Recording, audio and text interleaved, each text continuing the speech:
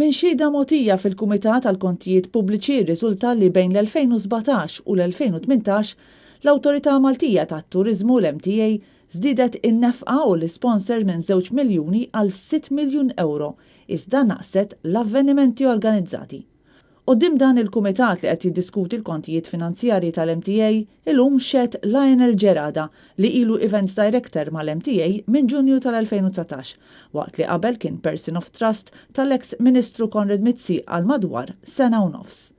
Lionel Gerada qal li hu nażel għal dan il-post wara li nħarġet sejħa l-kariga u qal li ilu jaħdem fl-events għal 15-il sena fil-produzzjoni u l-loġistika. F'parti kbira mis-seduta tal-PAC ġie diskuss l-avveniment Summer Days. Intqal li l-kollaborazzjoni tal-MTA kienet biss li tikkoordina l-organizzazzjoni bħal pulizija, is-sigurtà u aspetti simili.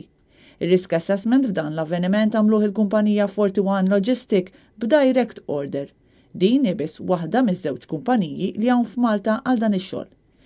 Kien iċ-chairman li għażilha ma nafx min għażilha. Ikkumenta Lionel Gerada għal mistoqsijiet tad-Deputat Nazzjonalista Chris Said. Id-Deputat Nazzjonalista Beppe Feneka Adami kummenta li qed jirriżulta li dawn id-direct orders kienu dejjem jingħataw lill-istess kumpanija.